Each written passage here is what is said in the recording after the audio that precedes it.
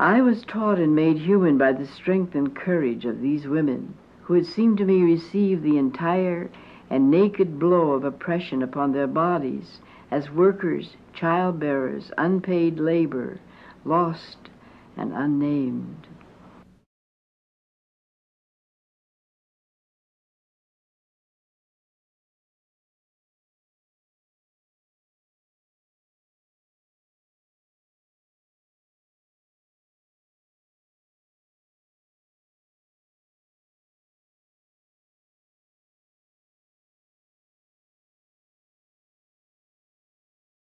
We had this class years ago in Iowa City. I had read a few of these Depression writers, you know. I didn't know much about it, but it piqued my imagination that in the university they would never talk about the 30s. None of these political writers were ever dealt with. So we got together some people, Joe and a few more people, and we had a class on writers of the Great American Depression. We just met in my girlfriend's house and read what we could. Well, there was another woman who had read most of Meridel's work and knew her and had actually corresponded with her. So she said, well, why don't you study this woman, Meridel LeSueur? And we had come across a thing or two of hers in a book. So we wrote her a postcard. And Meridel said, sure, I'll come down if you want and talk to you or read or whatever. So sooner or later, we got it organized. Joe drove up to the Twin Cities in a big car with a few more of us, and we picked her up and came back all that night, and we talked to her all night long.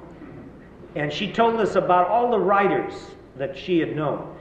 She knew Nelson Algert, she knew Richard Wright, she knew Emma Goldman, she knew Dreiser, Kenneth Feary, who went to the University of Wisconsin, Zona Gale, on and on and on. And she told us all these stories about them, what she thought of them as writers, as people. It was fantastic. And we had just been reading and studying a lot of these writers, see. So hell, we could talk to her about these writers because we had been reading the damned people, see. And so we just clicked it off fantastically well, and here was the thing you felt about her. Now, I had been through the workshop before at the University of Iowa, and there it's a very hierarchical, elitist kind of organization. And you know, the teachers are the writers who have already been published, and the hotshots, and the people that are in the New York Times and all this. And we students were kind of like the peons, some more than others. I was down toward the bottom of the scale. And you started to get fed up with all this sense of these hotshot writers and their fame and their great abilities. When you met Meridel, she talked to you as if you were an equal. And yet clearly you knew you weren't her equal. And yet you didn't feel that sense of her talking down to you, of her thinking she was better than people. And so immediately you saw the difference. When you talked to her, you could be yourself. You could relax. You could say what you thought. When you talked to all these other people, there was always a kind of edge. Well, were you worth talking to? You were just some goofy nobody, a student, a ne'er-do-well, a poor person. You weren't worth one good shit, mostly, in their viewpoint.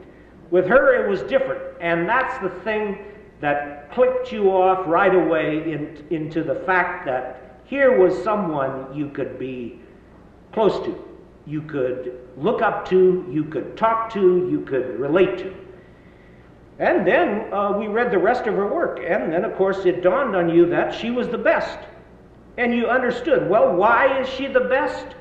Because in a way she has more commitment to the lowest kind of exploited, brutalized, beaten, fucked over people. She had the guts to really be committed to them. And so inasmuch as you were one of these people, she was also committed to you.